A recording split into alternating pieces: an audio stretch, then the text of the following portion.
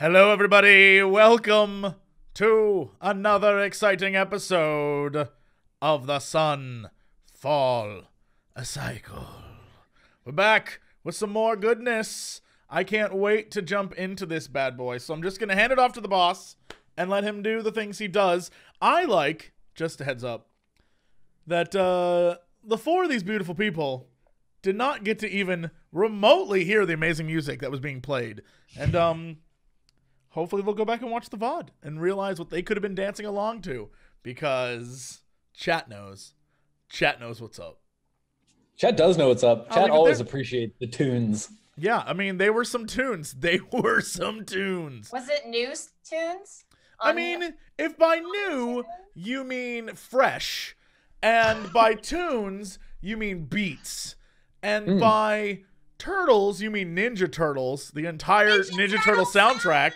Then yeah. Did you go ninja, go? First off, that was there. We also had TRTLE Power was being played. Oh, you missed all. And then we did Space Jam just to make everything great. So excellent. I was going to ask about how much slam was there. There was a lot of slam. Welcome to the jam. Welcome. And there was welcoming to the jam? There was welcoming. Yeah, you were not rejected from the jam. The jam. No, many people were welcomed the jam you is to for everyone. Yeah. Yeah. The I jelly. experienced this firsthand one time. Yeah. I went to the peninsula, to this tiny little town, and everything closed after 9 p.m. And so at this point in time, I was like, it's called Port Angeles. I'm sure some of you have heard of it. Sure. And I was like, wow, this is like a tiny little town. Everything closed after 9 p.m. I need to get food. So I asked one of the locals, like, where do you eat? And she's like, the only place that's open is the bar. And I was like, okay. So I go to this bar. And first off, there's like people there in like sweatpants, like in public at a bar. And I was like, okay, interesting. And then they were doing a giveaway, a raffle for fireworks. Like for like every time you buy a drink, you get a raffle ticket for $500 worth of fireworks. And I was like you do.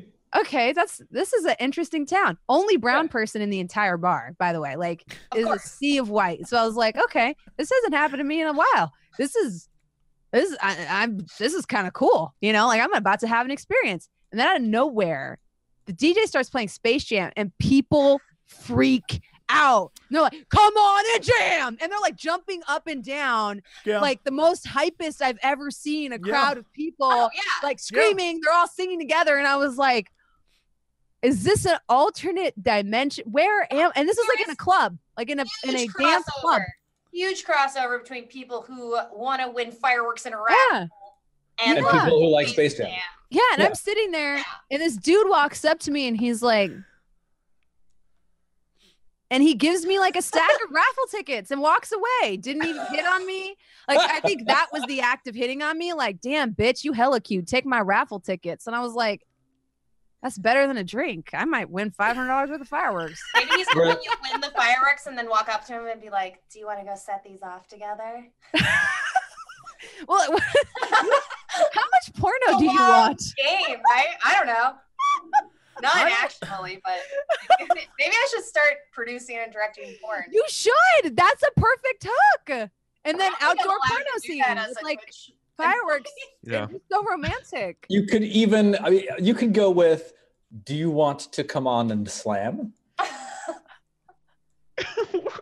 We can just get into this from a number of different angles. Yeah, we've got the fireworks angle, the Space Jam angle.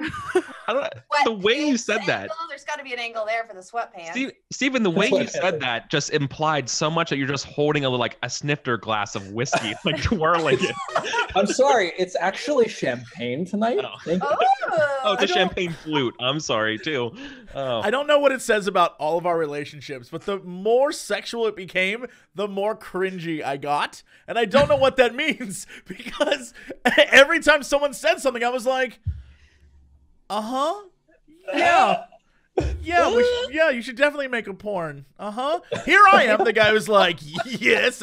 No, something has fundamentally changed. I feel like I'm responsible for all of you, and I don't like it. We're like family now. It's like when the team comes on the TV, and you're like watching as a family, and you're all like, oh, when is this gonna end? It's like that now. This is like that time I saw a girl with the dragon tattoo with my parents, and there's an awful scene in that, and I just looked over at them and was like, well, This is an experience I've shared with them now. So, all right then. That's kind of like you guys. So there you go. So, welcome to the Sunfall Cycle. Eric, thank you for joining us this week. I apologize for putting you through this, but you're welcome, Eric. It's Jeff's fault. Opportunity. It is Jeff's fault, actually. Jeff being so popular and so cool. Too cool for us. What's Jeff doing this week? Being cool? Warhammer tournament. God. All right, so not cool per se. Relatively cool. He's traveling, which is great. But is it a cool travel? For a variable definition of cool. Yeah. I need to ask him when he flies. You know how like professional musicians have to like insure their like violins and stuff.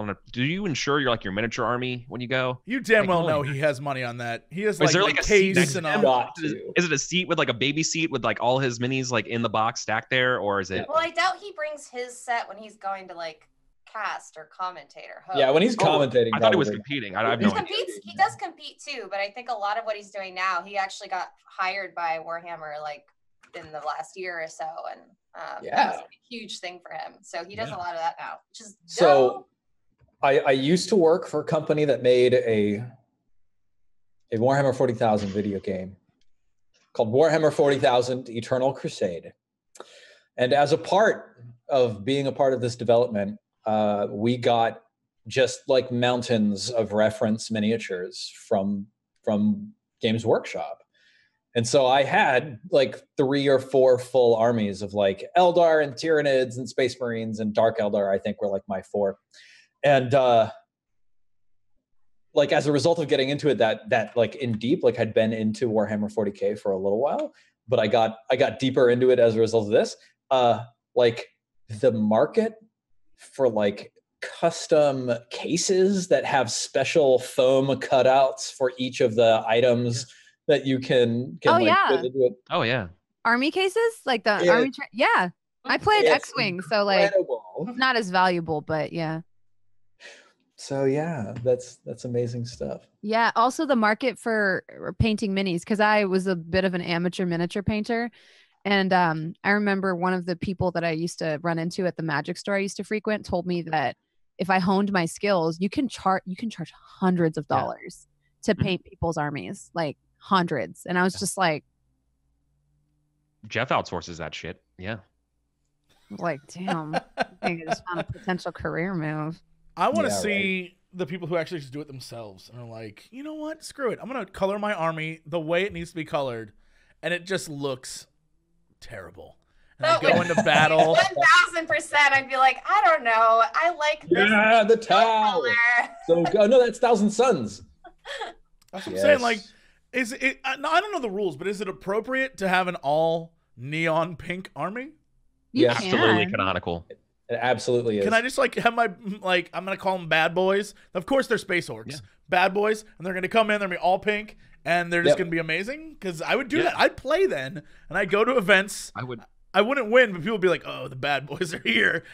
They have competitions for the best army, like looking and stuff like that. It'd be amazing. Imagine sort of like kit bashing together like a Barbie Jeep car with like orc stuff. Yeah, like Barbie goes to the beach Corvette with a bunch of orcs. Yeah, no, some people have really like interesting themes though. Like I knew a dude who competed in War Machine, not Warhammer, and his entire army was painted with like a Harley Quinn theme. It was like the Joker gang from Batman Beyond. It was actually kind of cool. Yeah. That's super cool to see. I mean, it's not hot pink, but you know, I don't know. Someone in chat, Majestic Acid Bear says they have some pink orcs. So you have people of similar thoughts as you. You are good to go, sir. Yeah. You know, I don't want to do it anymore because it's already done. Yeah. No. If they're pink and they're like orcs, do they look like big, like pig people, kind of? Yeah. That's what I would like about it. Are they I've big never pig seen people? a pink orc. Pig people. Big people. Yeah. I'm gonna look it up. All right. Yeah, I want to play some D&D. Hell yeah. Yes, sir. Does it have pink orcs? It does now. As long as we don't start on time, we can play D&D. That's the rule. All right, so the three of you who were here last time, Sarek, and Kara and Aya, what happened? Describe for me what you went through. Let's see. We got that wyvern, right? Yep, you got that wyvern. I stood on the back of a spider instead of a bear this time and killed a wyvern. That was great. We brought the body back to the characters from Face Off. Yeah, and Castor then and Pollux. They were like, we're going to give you some crap because we don't know if you're friend or foe, even though we literally brought them a body. Mm-hmm. Mm-hmm. And then we convinced them that we weren't working with the baddies, question mark. And they invited us into their tent. And that's pretty much what happened. Yeah, totally. Yeah, so they thought that you were like allied with the Knights of Astafon, which was something that you had sort of like used to begin the conversation. Like, yeah, you know, we are working with the Knights and looking for some like deserters. Do you two know anything about that? And they were like, mm-mm. And then finally, we're like, look, we're not actually friends with them. We hate them. I'm from like the city of which is the enemy city of Ire. Like, no, fuck those guys. And they were like, oh, all right, okay. Come on inside. I had to break out the deep lore. That's how we did it, though. Yep. So Armoros starts vanishing up into the air and twinkling down with his orange, scintillating lights comes Kairos forming into being inside of this tent along with the rest of you. Now, Kairos, you're level 4 now, right? Correct. I am. Did you do anything to your hit points, or did you want to do that now? No, I did my hit points already. I take the easy way out and do average. Yep, that's fair. So you've got 34. Yeah. Who else? What? I'm a little more charming. Are you? You're slightly more charming now? Slightly. That's very nice. Very nice. Awesome. So, you descend down, and as your consciousness forms, you realize you're standing inside of a large sort of like pavilion tent, but it's formed out of like multiple different like cuts of cloth. Like there's someone's old quilt and like a sheet and, some like a saddle blanket, like, draped along the side of a wall or something like that. You're inside this tent that's lit with warm yellow lanterns, one of which is sitting on the middle of a table, into which is scratched a rough map of the palace compound with the parade grounds ahead and the town of Servitude to the right. And then over on the left-hand side, there's the King's Wood. And then, of course, the palace itself in the center. And standing at the table, let's see if I can describe you a little bit more of what she looks like. There's a woman who you've met before. Her name is Rael. So let's see. Kairos is definitely feeling a little disarmed. Feels kind of at home here, kind of peaceful. It reminds him of, he might even say it's something like, reminds me of a war tent. Yeah, it absolutely does. Yeah. And the woman standing at the table, whose name is Rael, she's a half-elf. She has slightly pointed ears and the sort of more almond-shaped eyes with a single solid color. She's a woman in her 40s. She's like more pear-shaped, it's kind of like slim upper body and a little bit short. Wiggle badonk. That is, strangely enough, one of Sarek's that's a big plus. Yeah. Huge plus.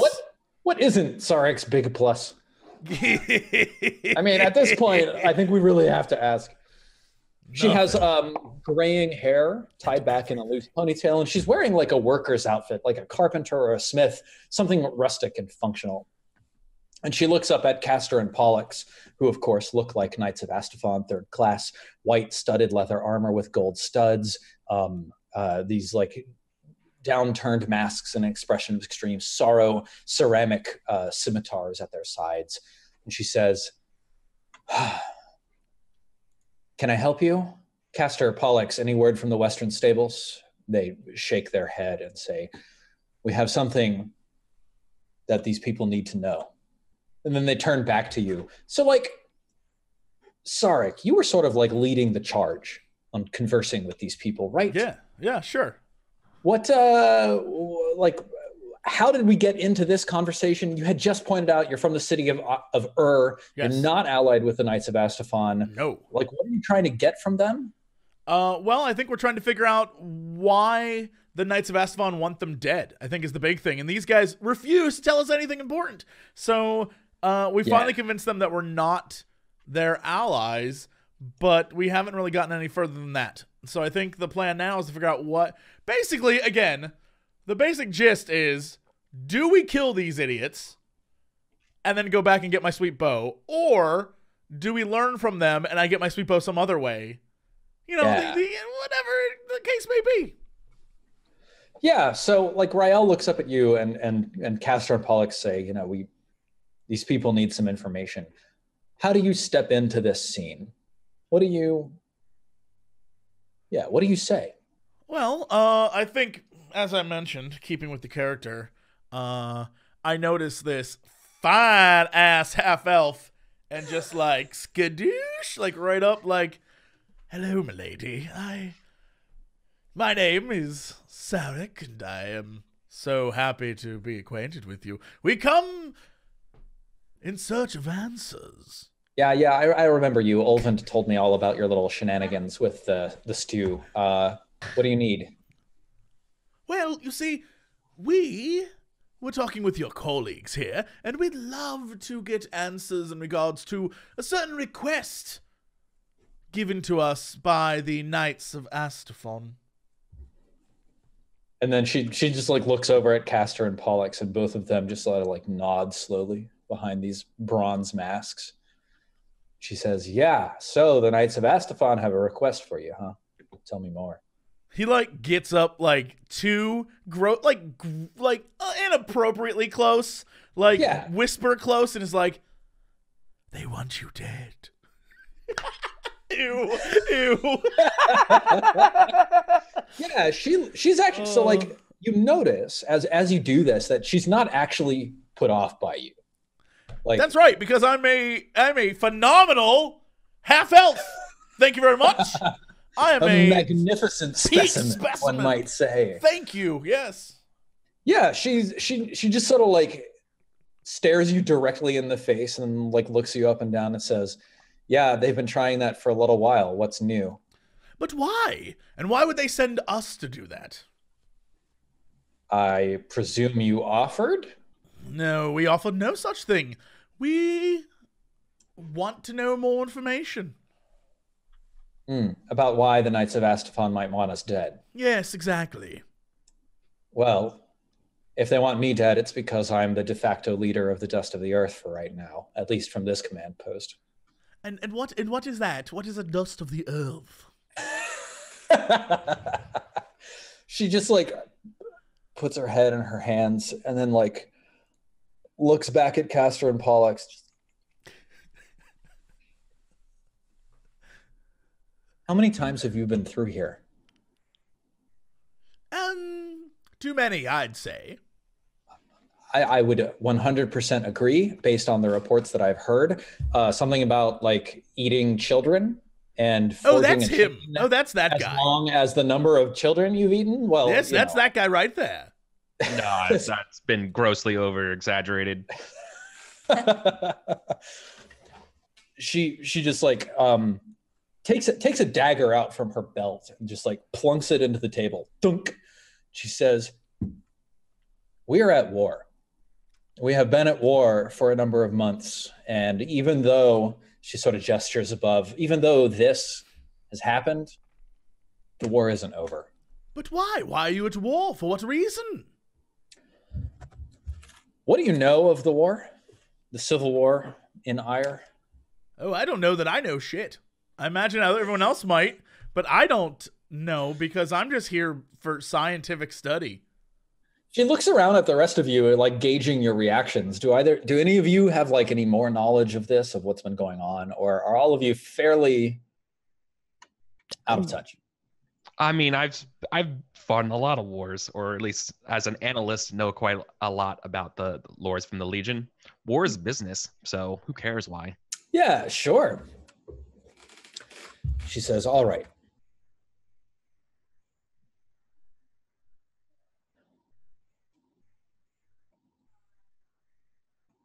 things are great for a long time, right? Astafon turned out to be a pretty decent king for a little while. But on the day of the Sunfall, all of that changed. They locked down the city, stopped allowing people in and out of the palace complex, cut off supplies, food, water, didn't allow anybody in and out of the city itself. Finally, we got tired of trying to hear what was going on. The situation with the sun was getting worse and worse. Blackouts getting longer and longer. Frankly, not everybody agreed, but it was time for something to happen. So we took up arms. It was the only way to get answers, the only way that we could convince them to talk to us. And, well, it worked. We got through the walls, surrounded the city, laid siege, and eventually the knights backed down.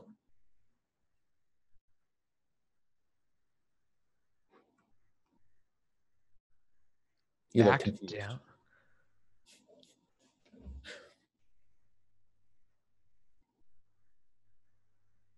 Back down's a very interesting word. Yeah. I gather that there was a schism inside of the palace. Some of Astafon's retainers, his priests, his magi, alchemists, apparently had a different view of what was going on, decided to, take their toys and go home, so to speak. He lost a significant portion of his power, and frankly, as things got worse and worse, it became clear that the war actually wasn't going to resolve what needed to be resolved. So we brokered a peace. We made it clear to Astafon and his legions that we weren't going away, that we were a problem that he had to face. And in order to solve the larger problem that is staring down at us every day, we signed a peace treaty. It seems very clear that peace treaty is not being upheld. They want you dead. They do. And, well, how much do you know about the phenomenon? I have a player question, not a character question. Yeah. Could we get the text on that we read in the dark room again? Which one? In the pitch black room, there was that code we spoke. Isn't that there was a dust of the earth was mentioned there, and I just want to get for my own metagaming. Metagame. Yeah, there was Nice. a dust of the earth was mentioned in that pamphlet, and I'm like, did I not put that into? I didn't write it down, so I feel bad. So. let me find it for you. Yeah, I will definitely share that. Sorry, I didn't mean to fuck up the RP there. I just. Yeah, you found the Book of the Serpent. That's the one that you're talking about, right? I think so. The prayer to Dehaka. Mm-hmm. Yeah, I'll create a handout so that you have it. All players' journals.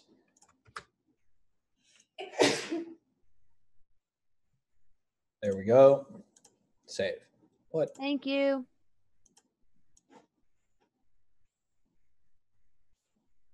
Oh my goodness, formatting on this is bizarre. There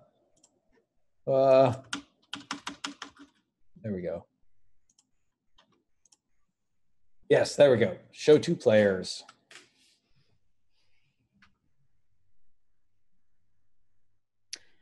Right. We've heard dust of the earth before, like those exact words. It was either the because this is the one we found on the patrician's body, right? Yes. This is what we had to say to the ghosts. Mm-hmm. I think you found some items that when you spoke to Saloon, you talked about the dust of the earth in relation to the items you had found. Was it the Fang? Let's see. The Fang of Dehaka, I don't think so.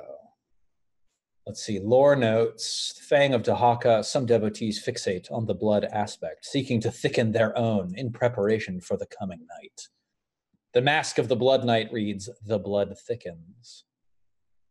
Yeah, I don't know. I don't see it made note of here, but you may have. Guys, we've heard that. We've heard this like we've heard it several times. Here it is. Uh-oh. I'm just trying to remember. My brain's like going through my little Rolodex on what it was in. Here it is. Ah, it's the patrician scepter. Okay.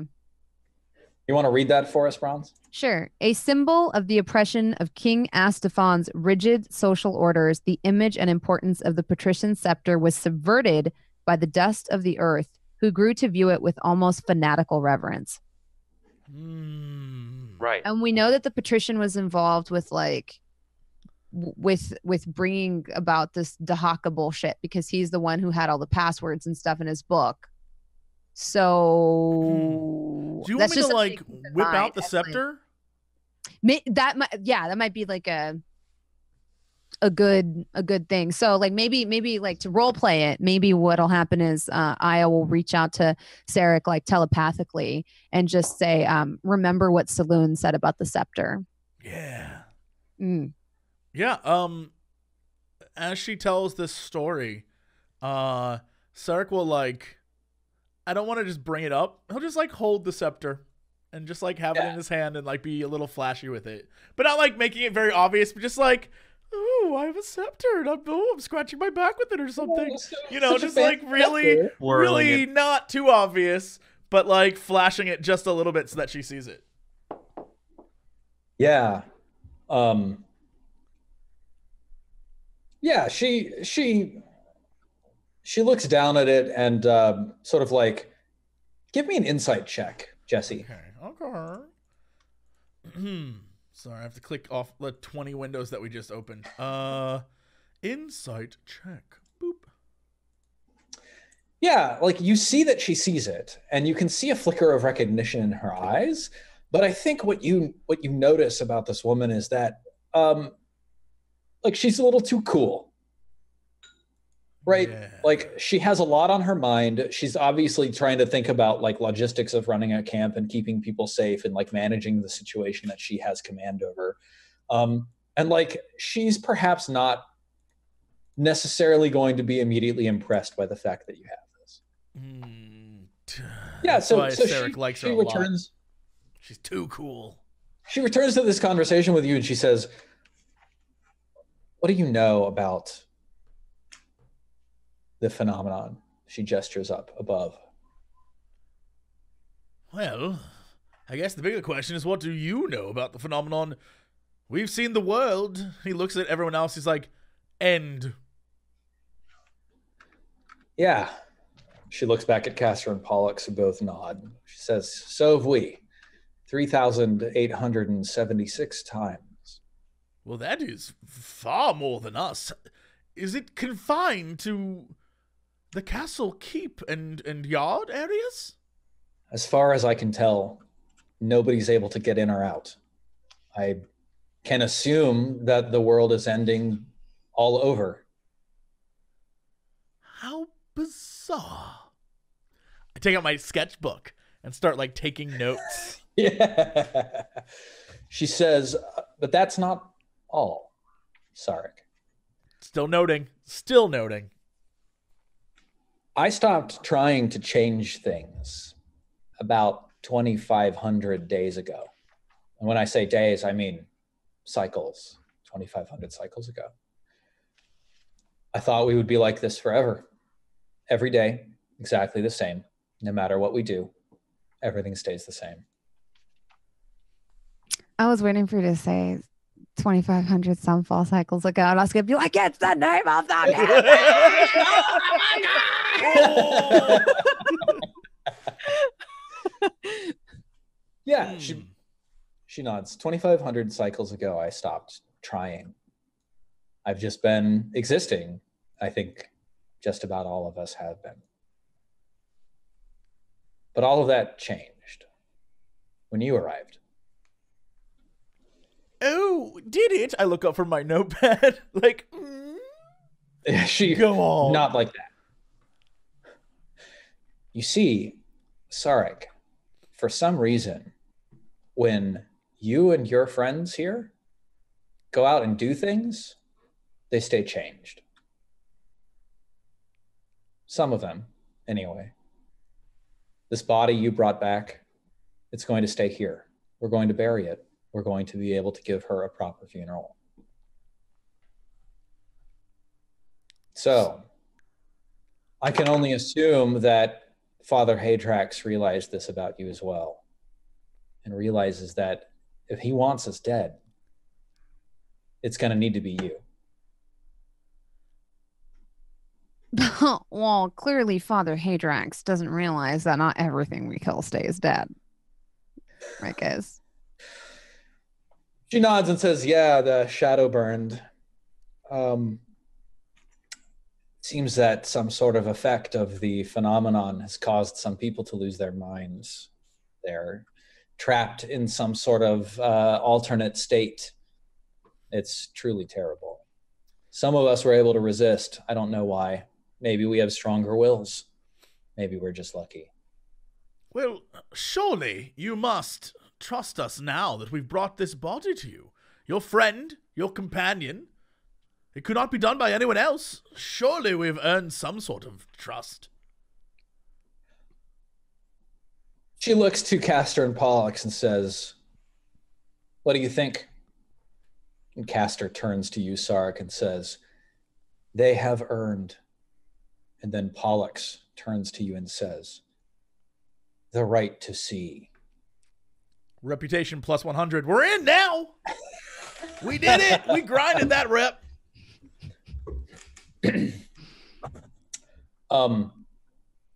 Rael nods and Pollux turns away and like opens the flap and steps outside. See what exactly? Rael looks down at the map laid out on the table in front of you and says, if you want us to trust you, then you have to understand our position. In order to understand our position, you have to see. Okay.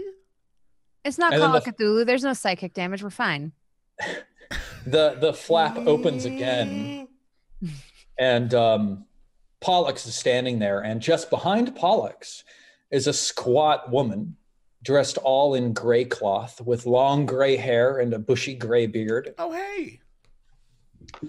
And Rael says, Iraman, thank you. Thank you for coming. These are them. And the dwarf turns to the four of you and says, you have to see. And then she raises her hands, and from the tips of her fingers swirl galaxies as the space in the tent darkens and dims until the light just shuts off all around you. And then what? The end. That's it. The end. I turned the page. I turned the page. Yeah. The first thing that happens is you start hearing like the sound of coughing and then like distant like rumbling thunder. The sound of like wagon wheels rolling by, things like that. You all open your eyes and you're standing. Let me see. Have we traveled to the past on the day of the incident?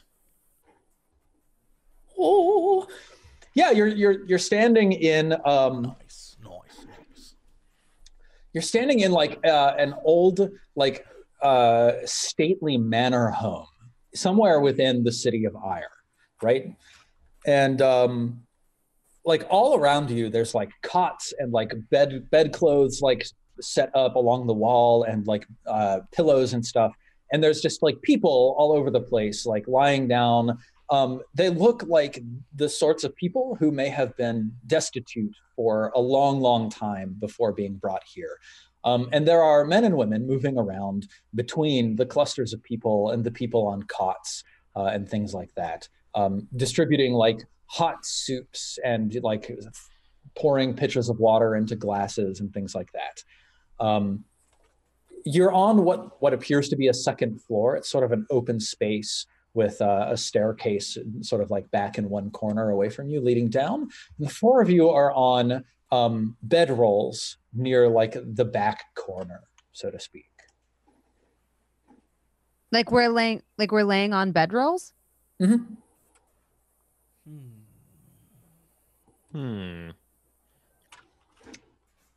Is all our stuff here? Are we dressed differently? So as you look at each other, yeah, do we recognize that we're ourselves? Yeah, is my hand still green? As you look at each other, you have a strange like a double experience, right? You can each see each other as each other, but you also each see each other as someone different. But there are similarities. So I'm like Sarek, but with a goatee, is what you're saying. Yeah, exactly. You're like Sarek with a goatee, and like Kairos reboot. Kairos dressed in like heavy armor, except that like, you know, a slightly different shade of skin, and his tusks are a little bit longer. Yeah, and Kara, you know, like has like curly blonde hair instead of, you know, woodlands brown hair, that sort of thing.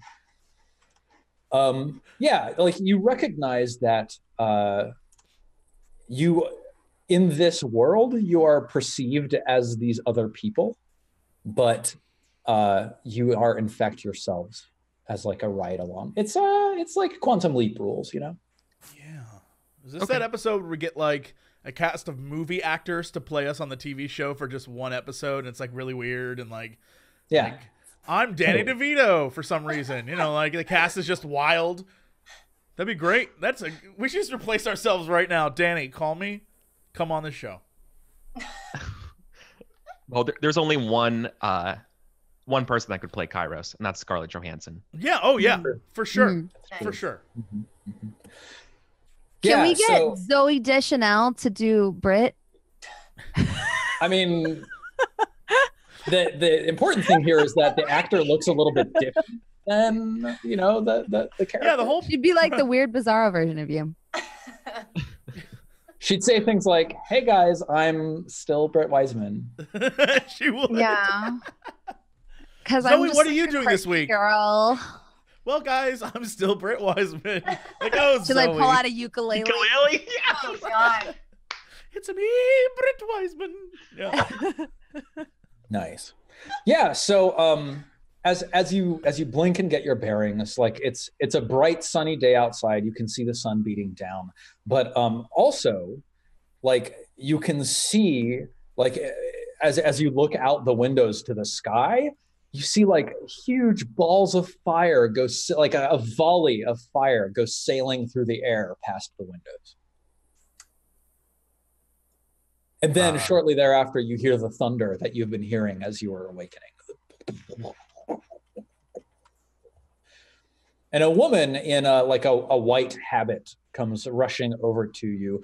You know that her name is Brilda. We just know that? Like in our you just know that. You are aware upon seeing her that this is Brilda. So somehow you have known. Yeah, you know that she has been taking care of you. Oh. Okay. Yeah. Oh. She comes over and she kneels down next to you and she says, "Praise the gods that you are awakened. Praise Coronet and Dehaka too, if that's what you're into. Listen, I need your help." Oh. Speak. What do you need, Brilda? Yeah, that. We've run out of clean cloths. I need you to go left down the street along the canal until you reach the smithy, because in there the smith is producing new freshly boiled washcloths. Please, I need you to go and bring them to me. It's very important. We have a number of wounded to take care of, and this disease is spreading all the time.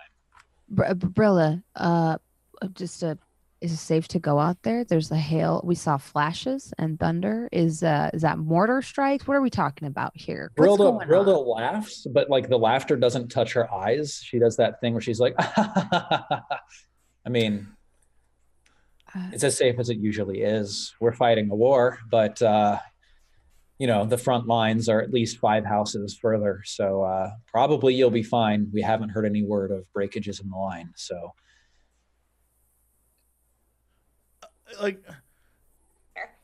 oh, okay, I guess we'll go do it. And Sark looks at the others and he's like, eh? We'll take care of it for you. Karek, why are you talking so different? This is my voice. And what's my name? Karek, are you having a stroke? No, I am not Sarek at all, but Karek. Yeah, she turns to you and says, Kaya, will you take care of Karek? He's yeah. I think the fever might have done something to his brain. Of course. Well, he's always a little weird. Yeah, let's go get your fresh washcloths. We'll be right back. I was trying to do a thing, but I guess it didn't work out. Let's go. I know. Okay, let's go. Jesus. We'll leave so we can be private.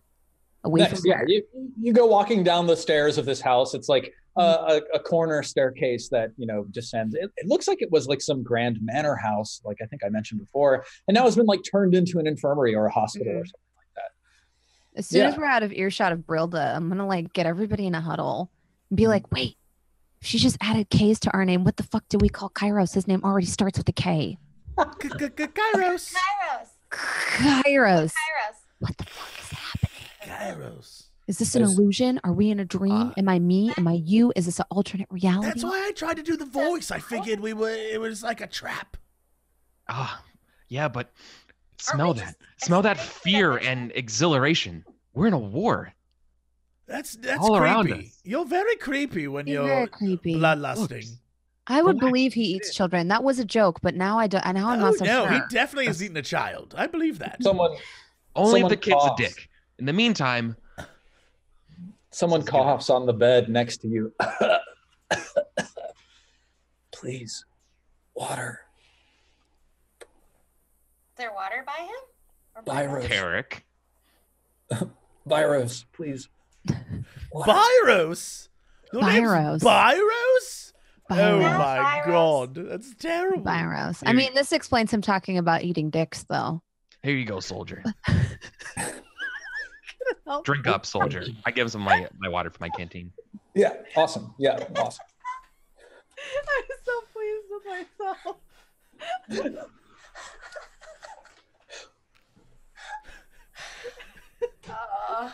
Yeah, as you look around, why don't each of you give me perception checks? Okay. Perception.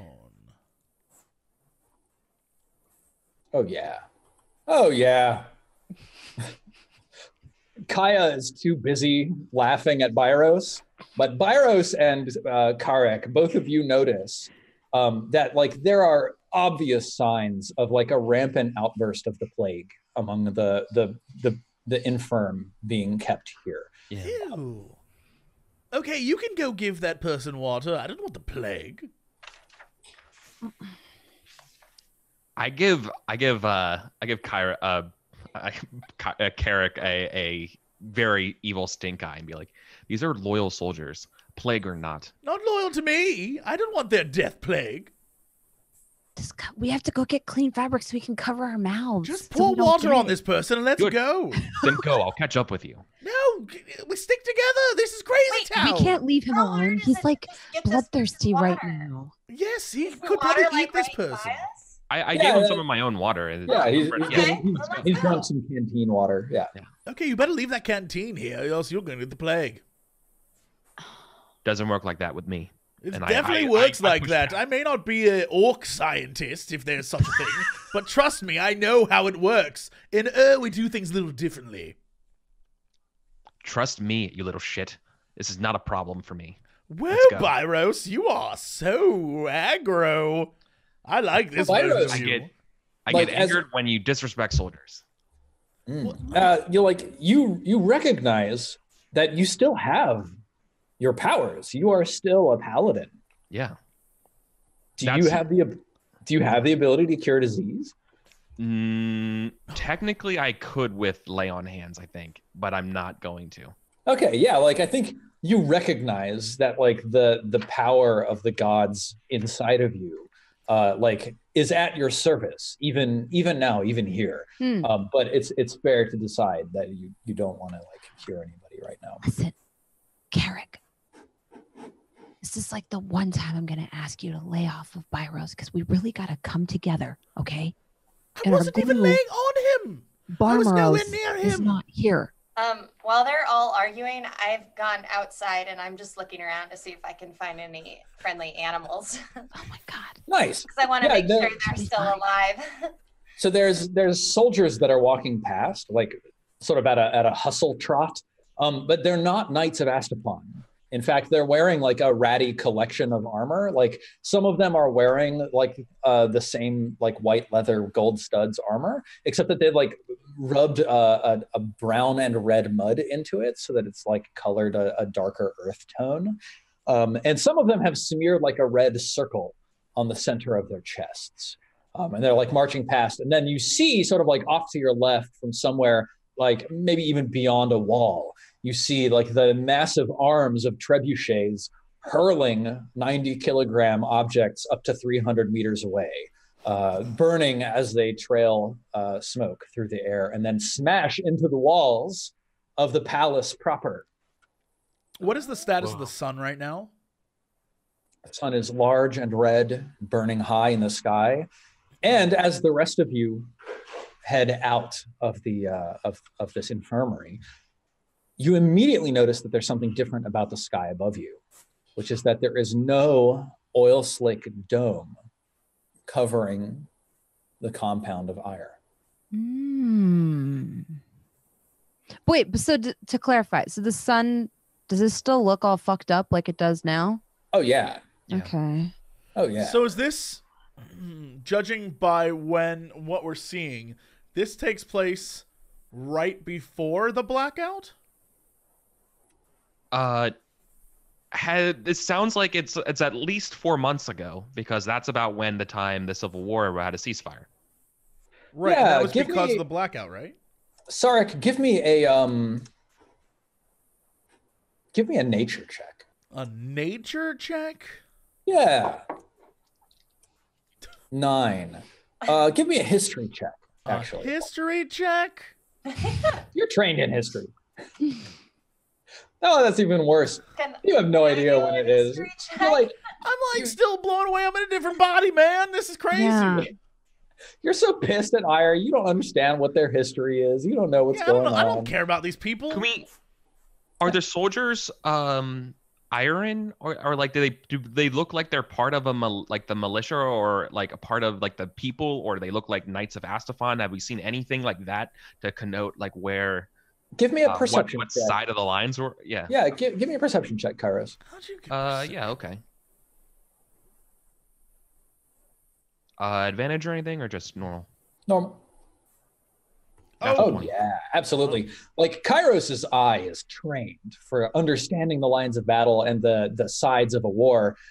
These people, they're wearing an agglomeration of weapons and armor. They're not well supplied. They're wearing armor that they stripped off of the dead bodies of their opponents that they then like dyed with mud and dirt. Like the lines, training. Right? The battle lines are clearly a few houses closer to the palace itself, and everybody around you is very clearly a volunteer conscript who used to be a peasant. You are behind the battle lines of the dust of the earth as they fight against the Knights of Astapon. Okay. Yeah. Got it. So off to your left, like the street here borders a canal, and sort of like off to your left, you can see like black, thick, billowing smoke arising from like a domed building. And there's a bridge in front of this domed building, across from which, if you look like a little bit off to to the right from that smoke billowing building is the large temple to Coronet, the backside of the temple. Well, I mean, we promised we'd go get the cloth, right? But I feel like this is totally out of character. I feel like this is gonna be one of those time scenario things where like shit's gonna happen. So whatever we discover based on where we look. So... Right, because basically we are reliving the events that the dust of the earth went through when they were fighting the Knights of Astafon, right? Yeah. Totes. But we're like not ourselves. We're like alternate version of ourselves that have been placed in this reality. So do we go get that lady her cloth, or do we say fuck it and do some reconnaissance? Because ultimately, pretty sure it's like a dream sequence that doesn't matter. Like these people aren't actually dying, right? Right? And Kara? Yeah, I think I agree with that. That lady just waved her hands around and said we need to see something. So I assume that we're just here to see. Yeah. So we don't have to worry about them because they're not real. But what if by doing what we're supposed to do, we see what we're supposed to see? Look at us. Look at our powers. We're more than just cloth gatherers. I'm with you here. Let's go. I don't know. Every quest starts with a cloth gathering. I kind of agree with Tarek. Think about it. If the lady who sent us back here was like, you have to see this, then isn't she kind of in control of this entire version of an experience? So isn't there a reason that she had this person ask us to get these cloths? Like, what is free will anyway? In charge of this simulation, right? So I assume that she has decided to program this into the simulation. Oh, what's the when we go program? When we go back, who's in charge? Is that a simulation too? And I look at my hands. That's a great question. All these are fantastic questions. How do you know we're even alive? Maybe this is all a dream and we keep dying over and over again. Guys, we gotta right? Maybe it's all a small child's dream. We can get existential when we're back on the moon after we died again. Let's go get the cloths. And then we can also help people, and if we can really fake people. Then, but if they're not, maybe. Yes, what if these are for real people and we're part of this? I don't know. I think we should just go get the cloths. Yes. Okay, let's go get the cloths. All right, let's do it. Tarek, just do me a favor. Just stop thinking for a little bit, because you're going to get yourself worked up into some kind of... I'm already shaking. It's terrifying. Oh, God. Let's get the fabric. Nice. Yeah, all right. So you head to the left down along the canal, and the path turns like muddy and like not a real road connecting the armory to this like sick house. You're walking past like a number of homes, many of which have been boarded up or burnt out or something like that. Looks like the entire area looks like there has been a war. There are like soldiers resting under like the porches that overhang and provide a little bit of shade. People hearing pep talks about like, the coming battles, things like that. And you head to the armory itself where, it's sort of like a number of columns surrounding like a round, brown stoned home with a dome over top of it. And in the center of the dome, there's clearly some sort of chimney or ventilation where like thick black smoke is billowing up, and from inside you hear the relentless clanging of a hammer and the burning of the billows, the burning of the fire in response to the billows. Do we know in relation to where we were when we were in? Do we recognize this part of town?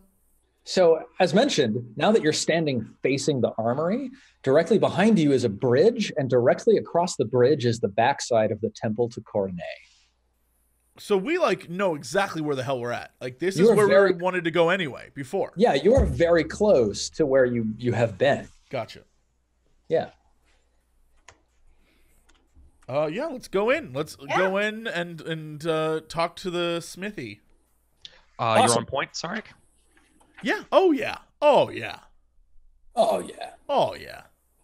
Yeah, awesome. You stride in, and the smith is standing there with his back to you. And like in the center of this this armory. There's like a huge deep pit that just glows with like burning embers that appears as though it descends almost like to infinity. And every once in a while, something reaches its hand up out of the pit and like wraps an appendage or tendrils or fingers or maybe a tongue around whatever weapon the smith is holding out over this pit and heating the metal. The smith then takes the metal back, turns to the side where he's got an anvil and begins hammering at it. Tim? He's wearing this massive, like, bristled helm that has horns coming up off of it. I run forward, Tim! And look into the pit. The smith turns around and like puts a hand out in front of you to stop you. And you can see that he's wearing like this massive boar mask. It's like a bright blue, and you can see his eyes through the eyes of this helmet that he's wearing. It's got these huge curved tusks. And he stops you and he says, "Hold. The fires here are very hot. Please, what is it that you need? I am at your service." Well, we need fabric, but the cloths, yes, they're boiling. I'm friends over with there. this little demon, and I would like to say hello. Are you sure that it's him? It has to be. I can recognize that tentacle anywhere. But would he know you? It's the past. Before we met him. Or maybe it's meant to happen because that's why he's your friend in the future. Maybe. Tim. The smith like presses his hand on your shoulder and says, "Hold. The beast in the pit is held at bay by powerful arcane wards." And he gestures to the pit itself, and on the stones are like carved in angular runes that are burning with like a white hot ice and keeping this intense heat aura contained. Wait, but what if we undo the seal in order to talk to Tim, but Tim is the reason why the world ends? Did we cause the world to end? Well, no, because this is the past, remember? How does this work? I have no fucking idea. I'm just over grabbing the clean cloths. Yeah, no, I think like watching this, I'm like, let me know if it's Tim. The smith like is backing away from the two of you who are talking conspiratorially to each other, and he goes over to Kaya and Byros and says, "Please, I understand there is great need. I have heard rumor of plague." It's no rumor. These are dark times. If the king would but consent to open his medicines to those of us who have need. I have heard that even in times of war, sometimes the sides collaborate for the fighting of plague, but I take it that is a fool's dream. They have medicine in there? Of course. The king, the nobles, the priests, they are well supplied. You must hang on to hope. I'm sorry? You must hang on to hope. Or we could get you medicine in What return if by getting for a medicine we closer cause look the plague? at the solar demon. Because I feel like I know him, but I've really got to look into his eye to make sure. You shouldn't do this. We shouldn't touch anything. Anything we touch could cause the plague. Oh my God. He looks at you, Kaya, and he says, "You wish to ascertain whether or not you are familiar with this demon? Mm-hmm. Please, by all means, gaze into the depths." Don't do it. This could be what causes it. Yeah, no, I'm going to look. I'm going to gaze in the depths. Is it Tim? Give me an Arcana check. It's Jim, Tim's cousin. Yeah, the energies of the demon that is being retained here within this pit are strongly demonic. They are not solar. They're fiendish. Okay. In that case, I look in the pit and I'm like, oh, don't get excited, Ankara. It's not Tim. Aww. Yeah, there's like this like rising tendrils of fire that like reach up towards you, but the runes turn back their outstretching attempts. Mm-hmm. I mean, then it's still cool, but it's not. As the arms reach towards you, the smith, whose name you somehow are aware, is Dr. Caldera. The smith thrusts out a new blade into the limbs that are reaching towards your face, and they grasp around it instead, and they heat the blade white hot. What do they want to do? Why are you stopping them? What are they trying to? What are they trying to do? You ask about the demon? Yeah, what are the demons doing? Like all demons, this one desires escape, but our need is great. I cannot release him. And he's sort of like, there's like a weird moment where he looks down into the pit and he mutters under his breath, "Not yet, my friend." And then he pulls the sword back and he slams it down on the anvil and just clang, clang, clang, clang, clang, clang, clang. And then he like turns back to look at you and says, "You have what you need. There are many people who need your services. Please." Well, hold up. Clang, clang. Where do you think we could find the apothecary? The apothecary? Yes, like the king's apothecary. I'm certain his stores are within the palace compound.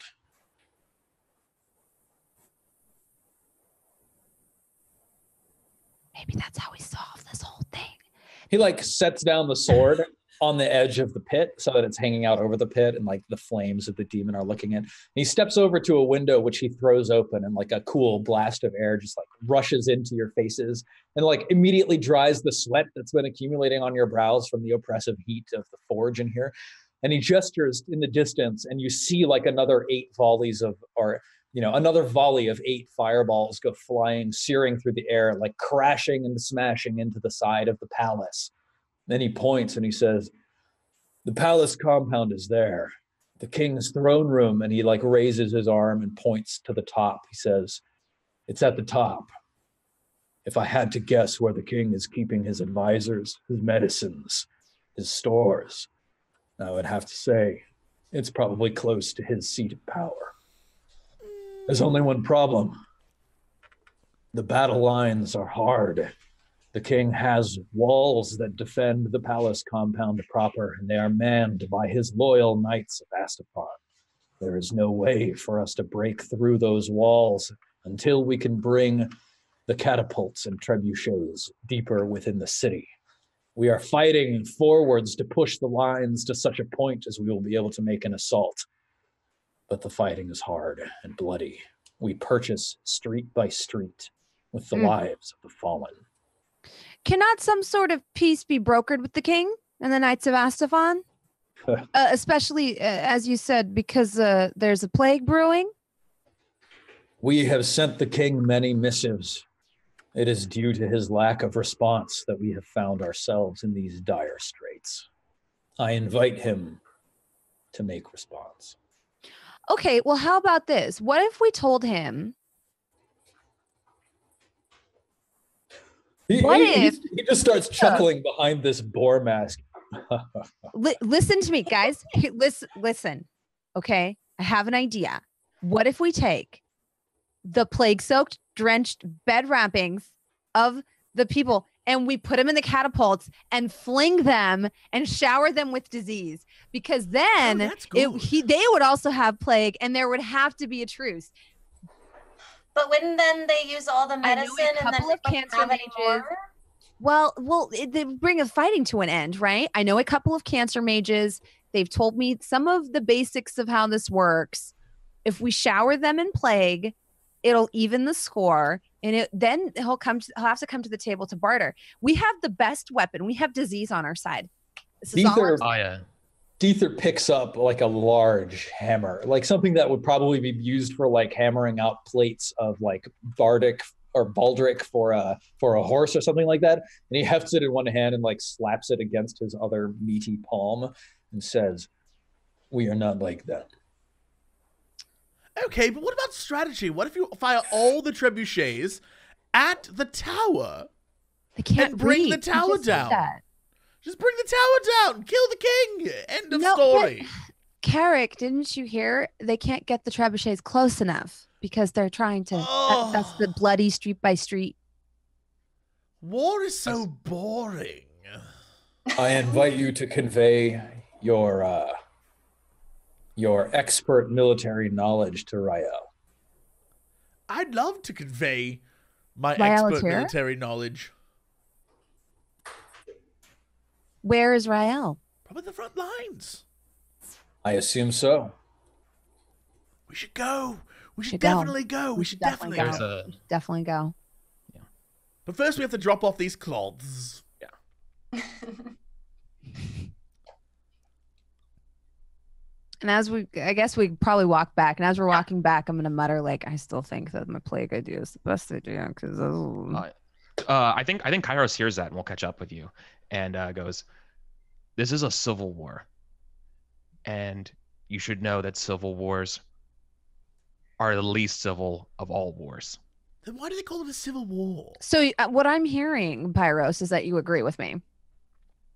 No, I'm just saying they would rather go blind than each share an eye. They will just continue to fight sickness or not. Oh my god. When is you that fight, why they become black-eyed zomboids? No. When you fight this hard street by street, it entrenches the mind to never give up. And is that why they become black-eyed zomboids? I have a question. Yeah. So guys, we've never actually confirmed that anything we do inside of this experience has any effect on anything. So is this more of an action forward situation, or is this more of like an information gathering? No, we for things definitely we can do when we go back to the present that will help us figure it out? No, we okay. take the clothes back and then we get information. Real quick, as players, what questions do we want answered? What are our questions? I don't think we know the questions to ask at the moment. Well, my question mostly was like, who's in the right here? And from what I've gathered, Stephen has put us in a kingdom-style position. So the king and all the people who are locking everyone out are in the wrong. So now we at least know whose side we're on, I think. We don't know that. Remember, this is Stephen. Kind of. Yeah, we don't know that yet. All we know is... Mm-hmm. Like, all we know is that there's a civil war going on, and there's a plague, and that they're like, well, the king has the stuff that can cure the plague, supposedly. But we don't know the inciting incident. We don't know how we got to the point we've gotten to. We don't, like, there's a lot we're missing, and it very well could be that the king's like, those people is crazy out there, lock it down. So we don't know. Plus, there's end time, the sun is already showing signs of like some crazy stuff going on. The various cults, we don't. Sorry. Oh no, I just like we don't know what we don't know which cult started what. We don't know if Dehaka is therefore good, or if Dehaka is like they were trying to save themselves and get out. Like we don't know anything yet. We don't. We only know from the vaguest sense that's the sun falling raised scarcity raised tensions, tensions in the form of plague probably, and ultimately went to war because Asafon never acted. And we don't have any way of knowing why the king isn't acting. So I guess our major question is like, why did this whole sun fall? But that's what these people want to know too. Yeah.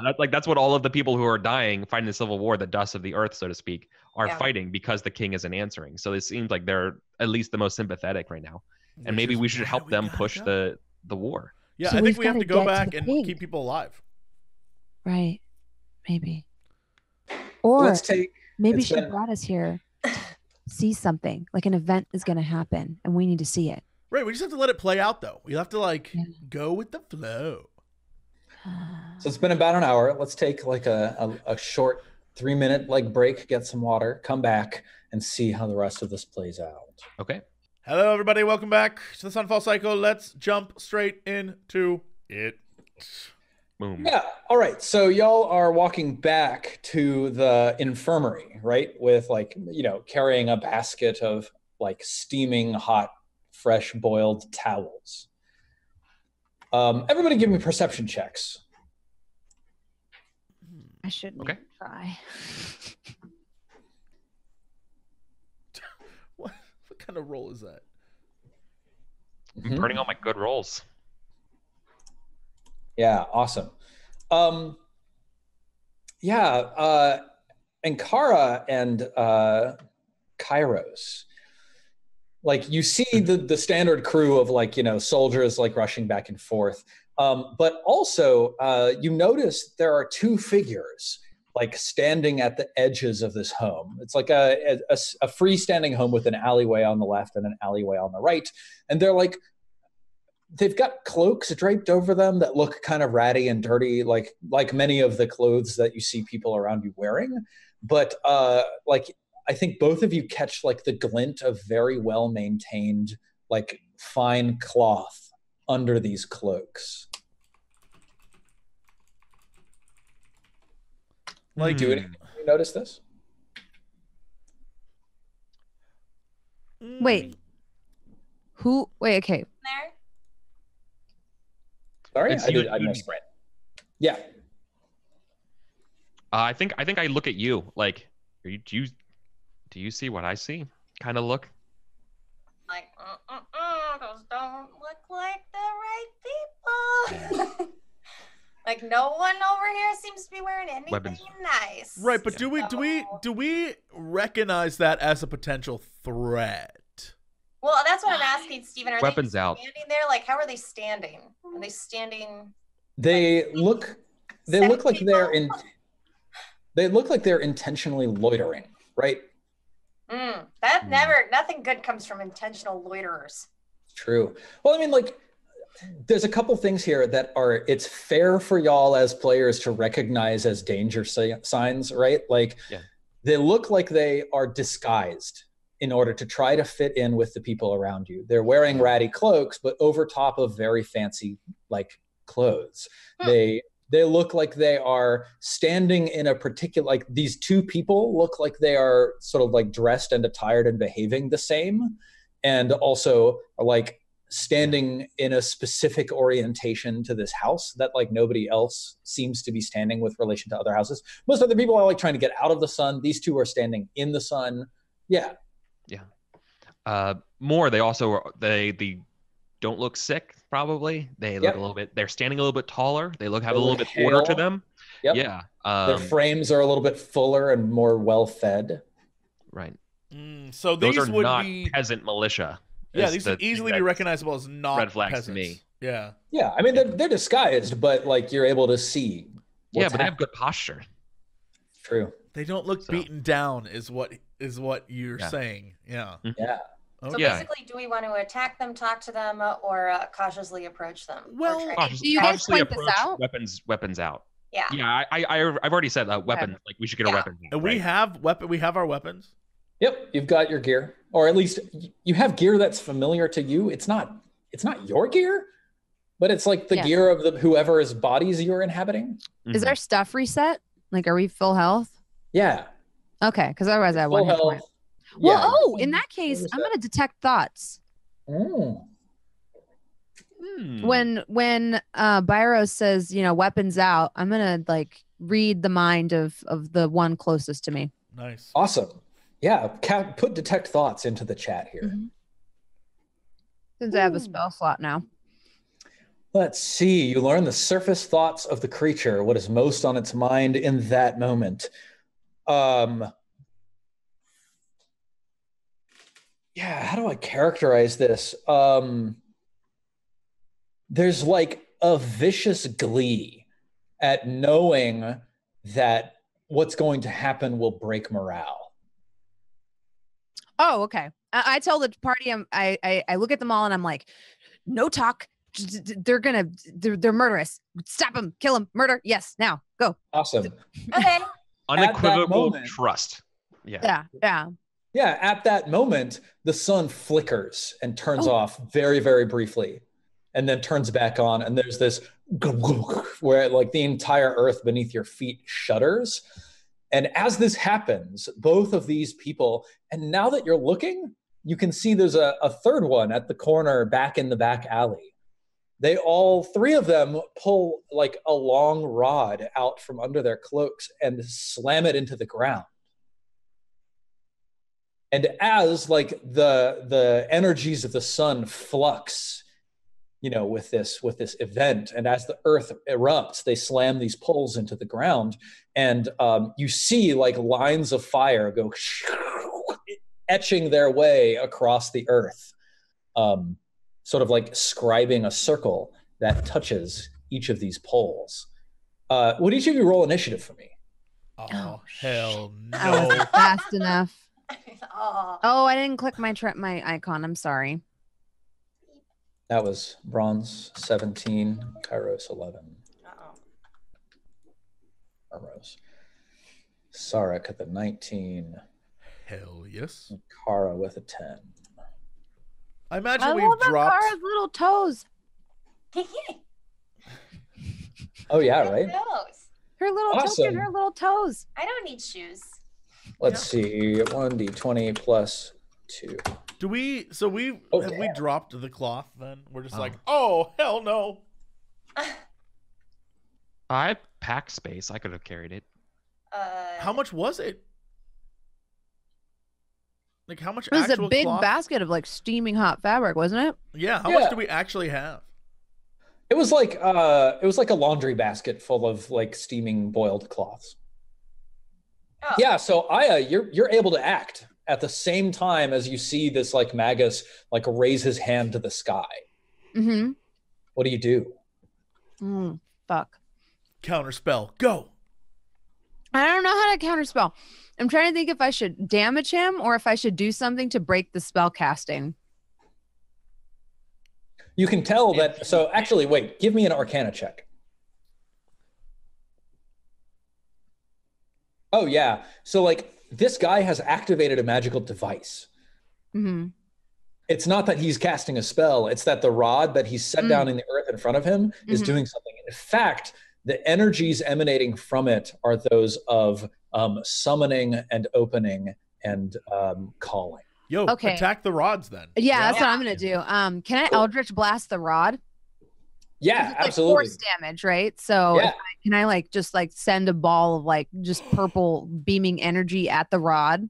Mm-hmm. Okay. But what if that's what causes the end of the world?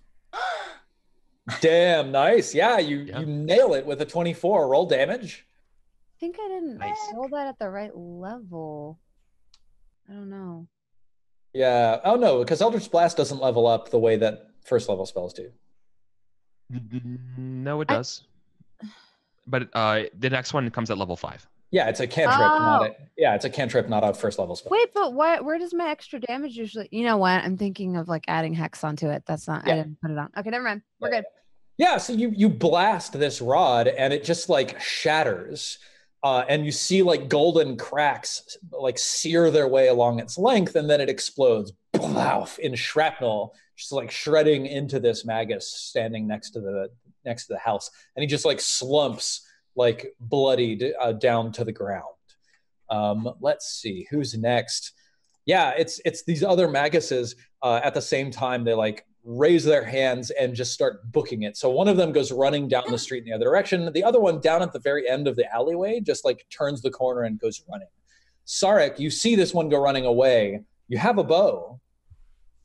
Karek. I'm gonna shoot his ass. All right. Oh my god.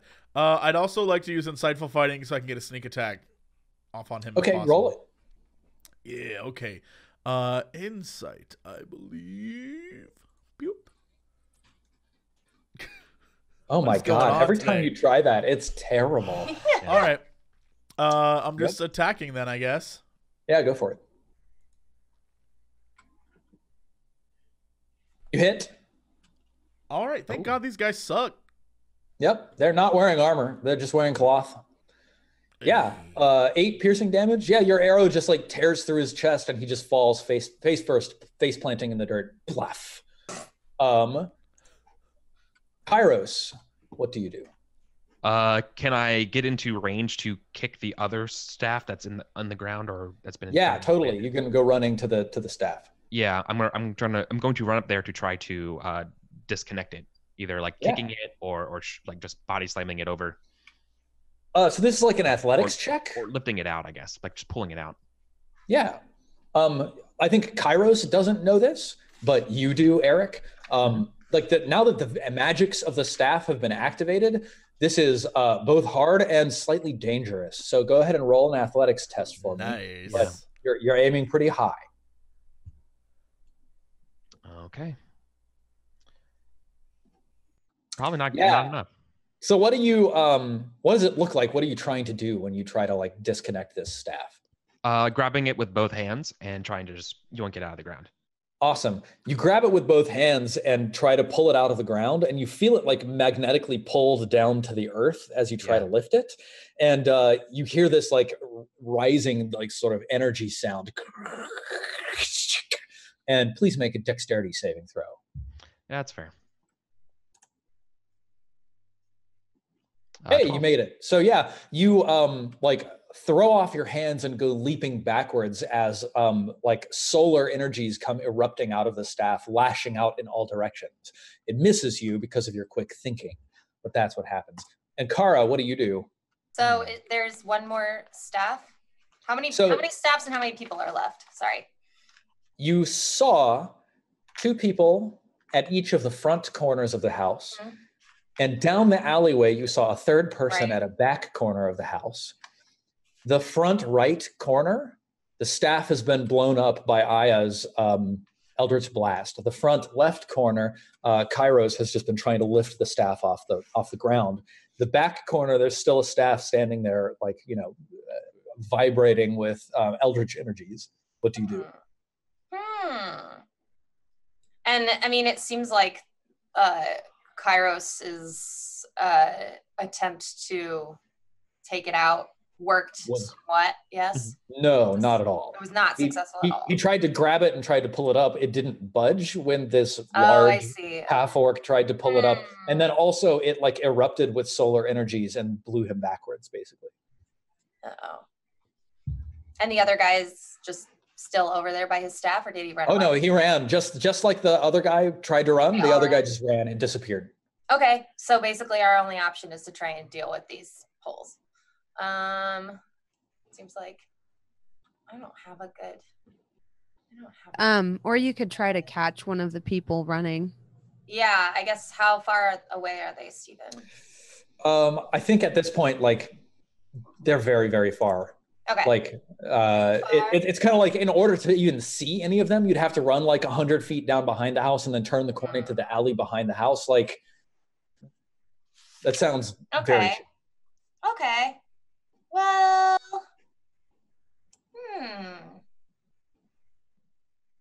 What do we do? And we have all of our spells and stuff back for now, right? And all of your wild shapes. That's what I'm thinking. Like, I could turn into like a bear and try to like knock it over, or I could try and like cast Moonbeam and see if that helps against what it is. I guess I'll cast Moonbeam first because it's concentration. So if that doesn't work, I can turn into a bear next time. Cool. Yeah, toss it into chat.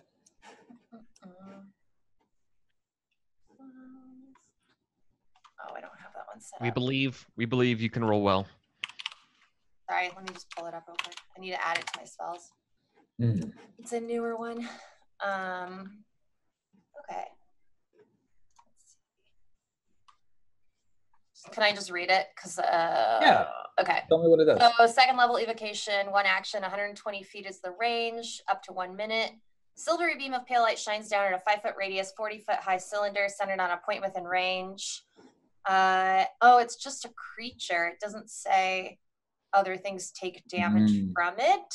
Okay. So what does that mean, Stephen? I mean, I think to me, this means that there's something sort of about like the soul that needs to exist in order for this creature to be harmed by your moonbeam. Yeah.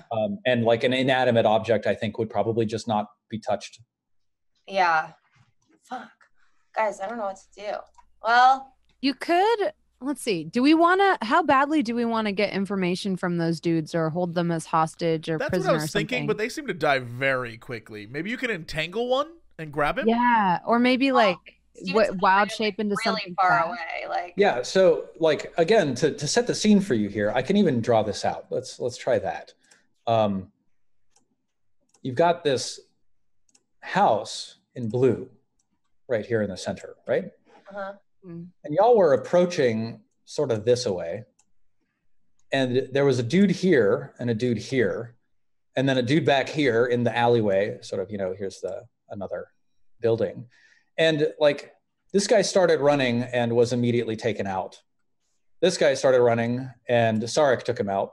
This guy started running and is like back in the alleyways behind the house. So like at this point, anybody behind the house who was trying to escape is just kind of gone. Yeah. Like even by the time you get back there, like you could maybe try to track them if you wanted to. Yeah.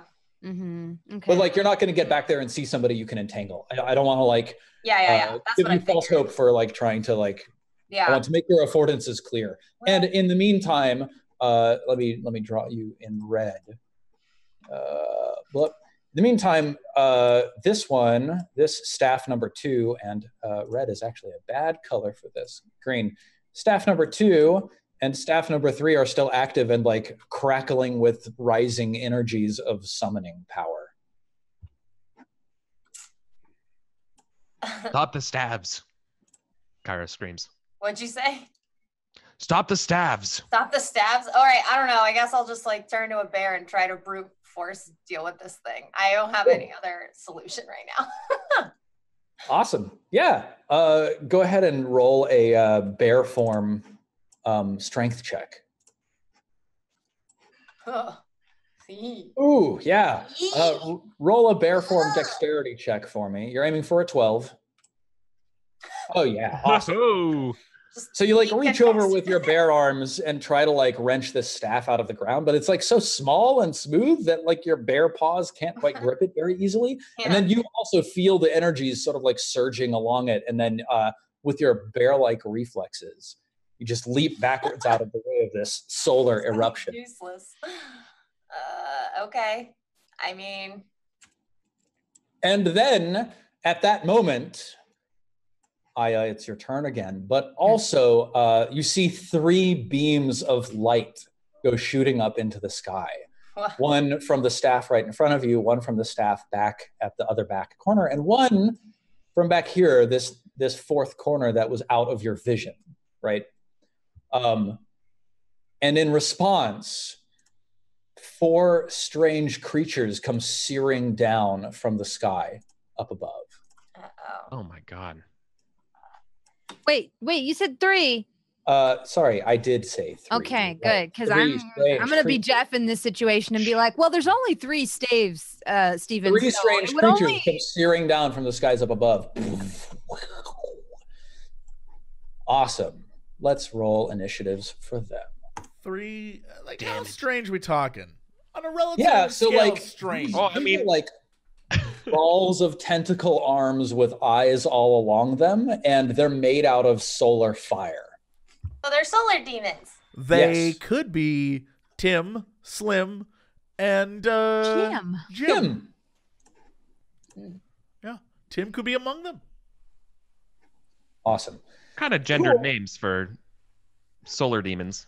Slim, I don't know. Slim could be anything. Slim, yeah, that's fair. Yeah. All right, Aya. So you see these creatures streaking towards Earth, and Aya, the one that's closest to you, is falling directly in the direction of this infirmary. Okay. What do you do? Oh my God. Are you going to try and save the infirmary? I mean, I guess, yeah. I really like solar demons, though. But this one doesn't look like Tim, though, does it? It doesn't have like a big quickering eye. No. Okay, well then that's fine. I guess I'll save the infirmary. I'll attack the one that's like closest to the infirmary. Cool. Yeah. All right. I'm gonna whack it with. Yeah, I'm just gonna go with Hex Eldritch Blast combo. Okay. Cool. So I think Hex automatically gets cast. I still don't know how it works. Yeah. Okay. Yeah. Hex automatically affects the creature, and then you get to choose. Haha. Never mind. 9, yeah. So you're firing your Eldritch Blast in the direction of this creature, and it misses. This one is sort of the it's not the lowest of the three, but it's in the middle. It's the middle of the three that's falling. The first one falls close to where Kairos and Sarek are standing. Actually, Kairos and Ankara, sorry. Yeah, Kairos and Ankara in bear form. This one falls like streaking down the corner of the infirmary and setting that wall aflame as it lands on the ground. And then, what is it going to do?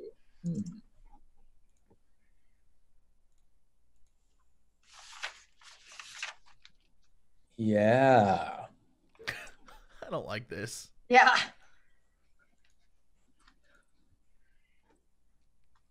Yeah. And then silence. Terrifying. I've never been more afraid. Yeah. Okay, Ankara. Yeah. You hear some sort of like high-pitched, piercing shriek in your mind as this creature lands on the ground and like flames begin spilling up the side of this building. Would you please make a DC 10 Wisdom saving throw? As myself? As your bear.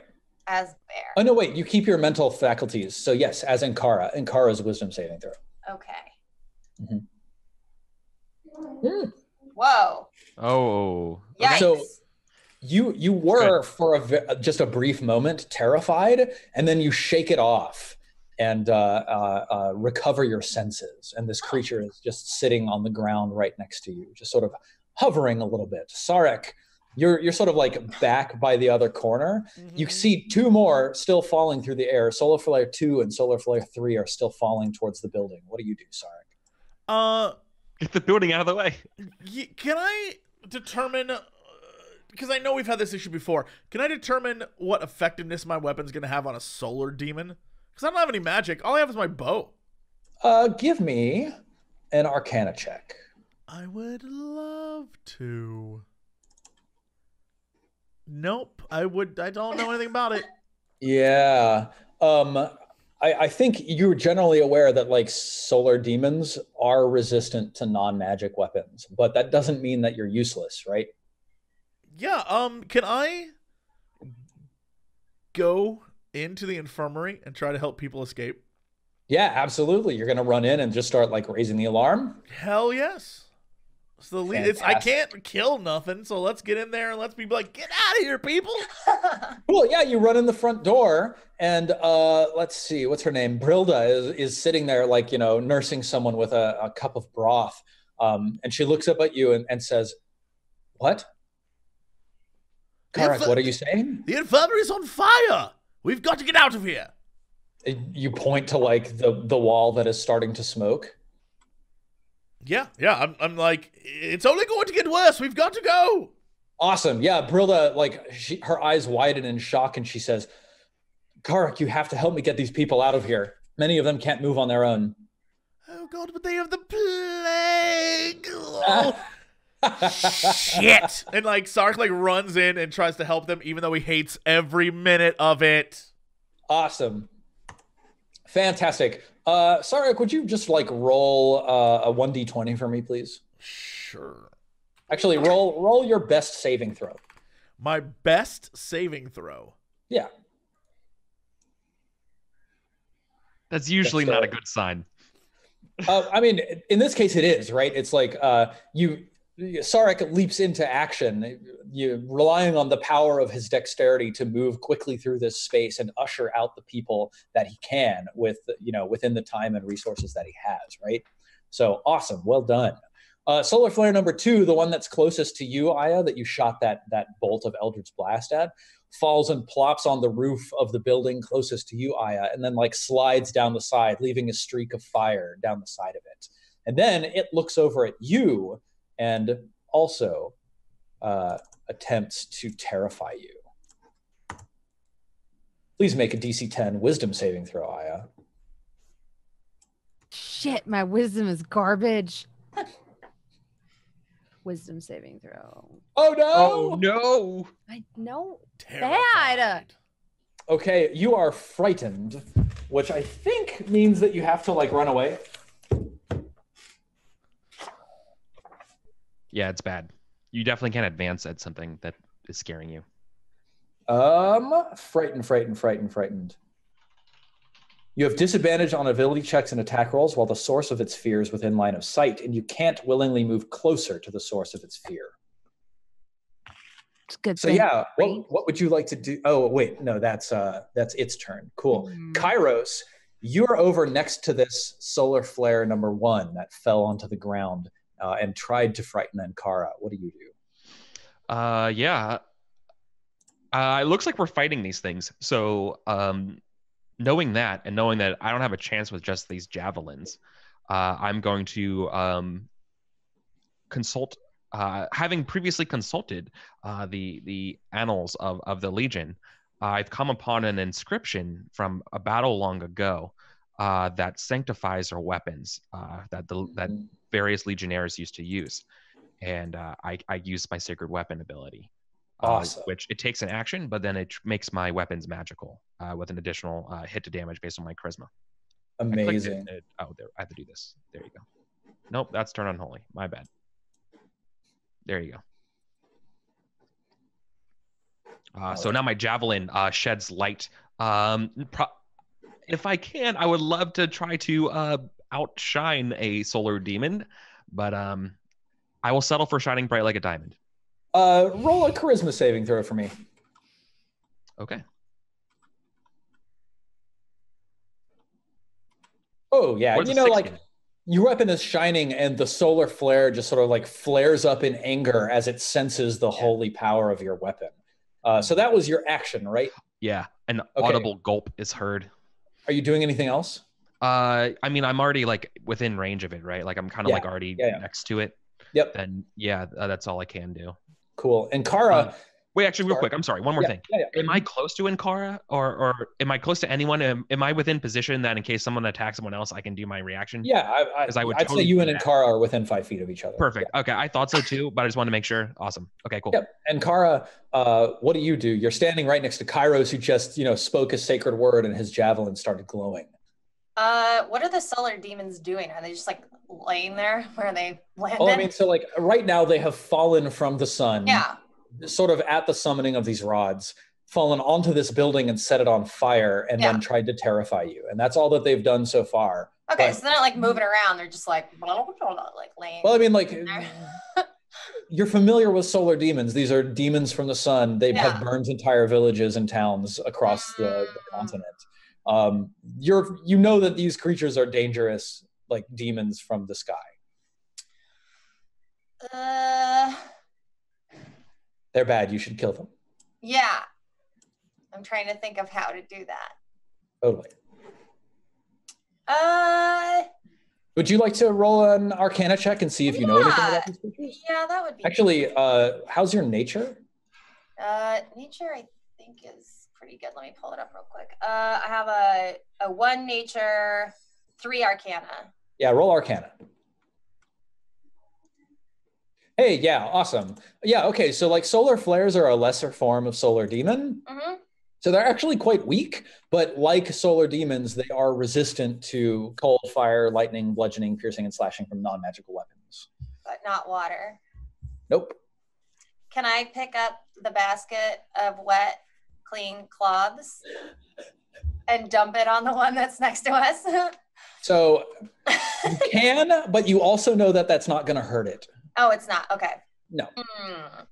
Like it's like, an extraplanar entity of pure sun flesh. All right. So your cloths are not going to be as effective as. I guess I'll just try to physically destroy it. I'll just multi-attack it. Is Thorn Whip a magical attack? No, well, I'm a bear right now. Oh, right. Yeah, of course. Okay, cool. So multi-attack. So I'll just do it to it. Multi-attack it. Mm-hmm. Oh, wait, here. Oh, damn, that bite is so good. 6 piercing damage. Awesome. And a claws. No. Unfortunately, the claws don't quite make it. I think you're like slashing against it. And you feel like you have it under your claws, but then the part that you caught just like evaporates in flame. And it wasn't actually the flesh of the sun demon. Okay. Okay, awesome.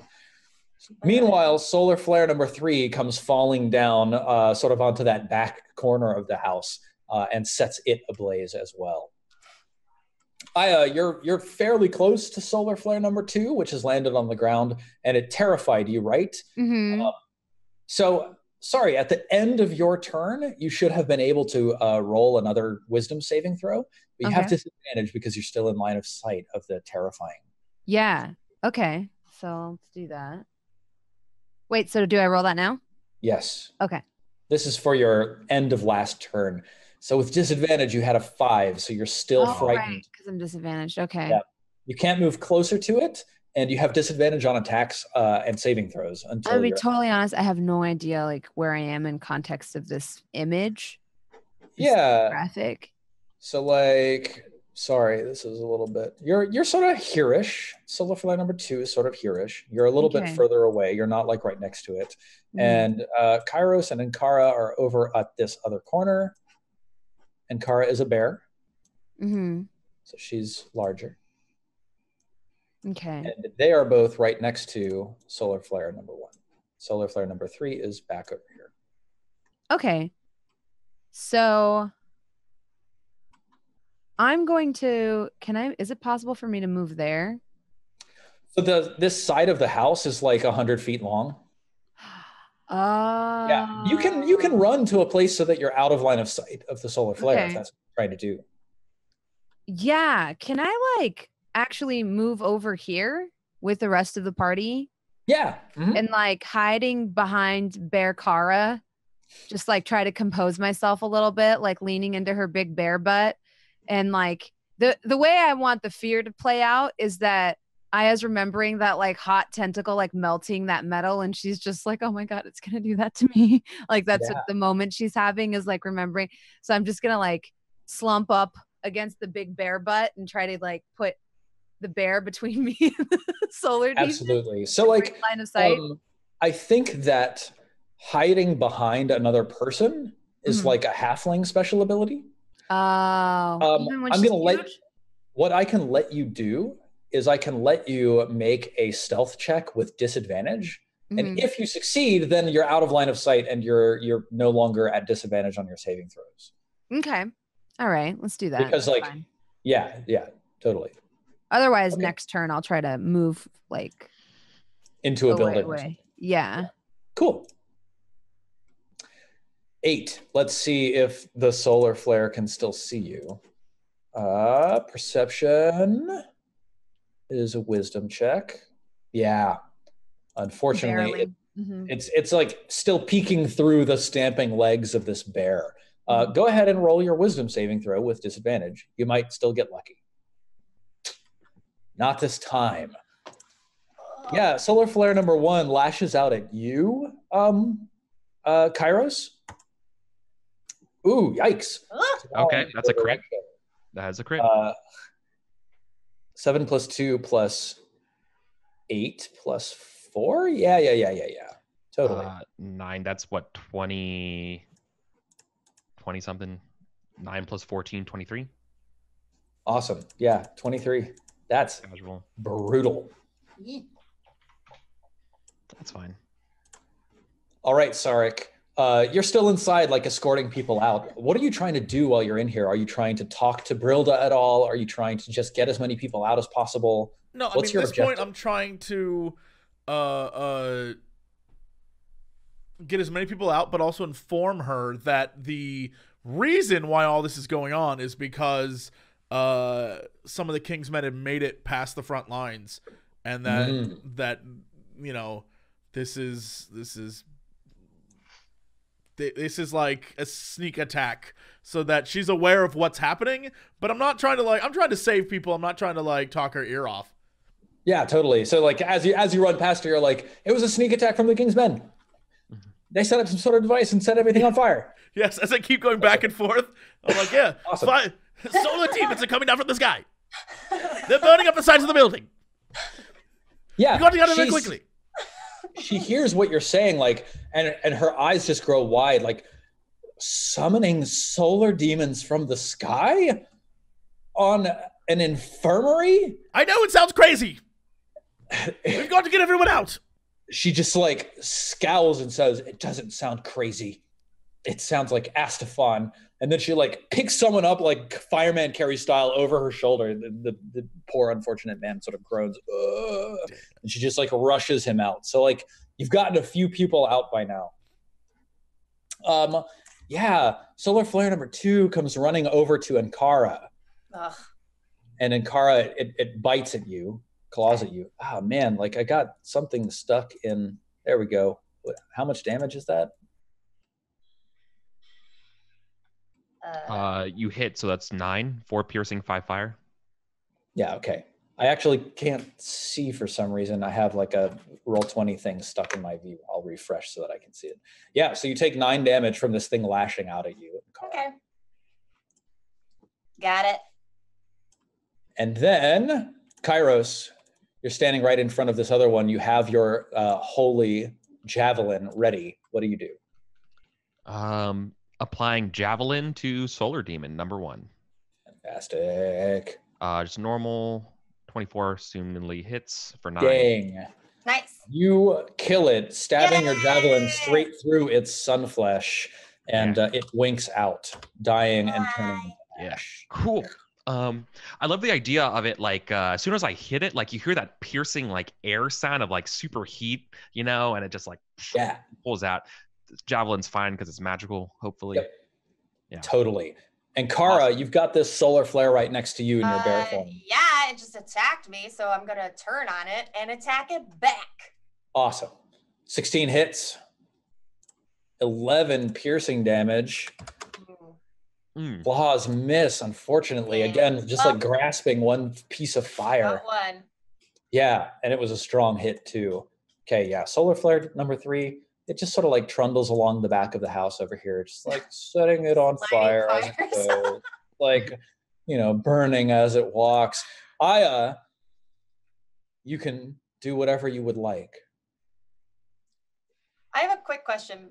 Sorry to interrupt. Okay, are these solar demons like, are they angry, or are they just like, have they just like fallen from the sky and they're just accidentally lighting things on fire and people are like attacking them, so they're just like, get away from me? Like, are they if you want to get philosophical about it, there's like a reasonable question to be asked about that. But what you know has been happening all over the world is that as the sun has been shuddering and like shedding its material, demons have been falling from it and landing on Earth. Yeah. Some of which are more obviously violent and have destroyed towns. Some of which are less obviously violent, but are still literal dollops of the sun that burn everything that they touch. Yeah. And so like most people consider this a useless intellectual exercise, whether or not these things are truly bad. Because they're just damaging everything. Right. They're definitely like extraplanar entities that do not belong on Earth and like that are inimical to everything of life on the planet. Okay. Thank you. Yeah. Sorry, Bronze. Okay. Well, I think I'm gonna stay behind Bear Kara and like with my back still against her butt, looking the other way, very awkwardly shoot Eldritch Blasts like over my shoulder. Totally. Yeah. I don't expect them to hit. I imagine this is why you have this advantage. Yeah, I'm just like, oh my god, it's coming. And it's like leaving a trail of fire. Awesome. This like weird fire slug thing. Oh, yeah. Yeah, that big old 6. I think you like smash a hole in one of the windows upstairs. Hit one of the sick people. You hear the Wilhelm scream from upstairs. Sarek, roll 1d6 for me, please. A 1d6? Yeah. You have managed to pull 3 people out of the house so far, and I think Brilda has managed to do the same.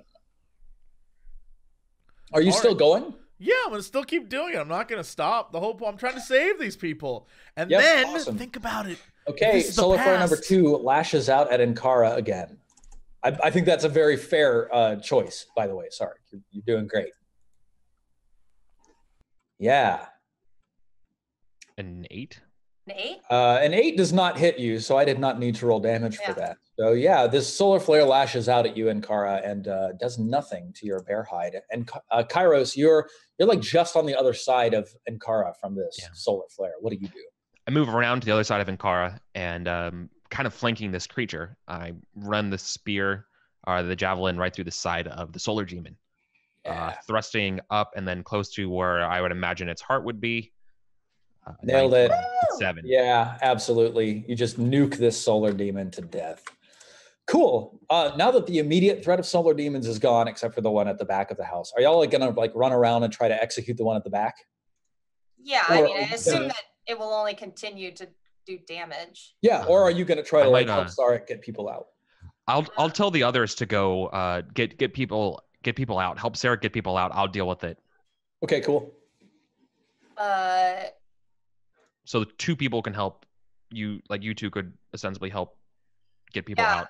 I was gonna feel free to push back though. If I go in there as a bear, I will only make things more terrifying. On second thought, I'll come with you. I'll come with you. Yeah. Okay, cool. And Kara bursts through the hole I blow in the wall. Yeah. It's just like I'm smashing holes in the wall. It's just a bear, like Kool-Aid Man busting. Yeah. Give me your best saving throw. Best saving throw? Yeah, best. Damn. Oh. So I imagine that you run in and like begin exhorting people to get up out of their sick beds and leave because this entire place is burning down. You need to go. Yeah, right now. I would do it like Atikusu style though. Awesome. So I'd be like, run like the very best of your masters are at your heels. Death is upon you. Yeah, you see like this incredibly ill old man like stand up and begin like dancing his way out the door. He's like, I don't know what's happening. Flaming hot demons rained from the sky, especially because I'm like frightened. Flaming hot demons in your area. Click now to meet them. It's like I'm like frightened and also like half crazy. You know?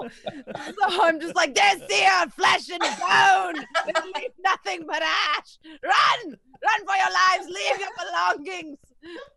Aya, would you roll 2d6? It's perfect.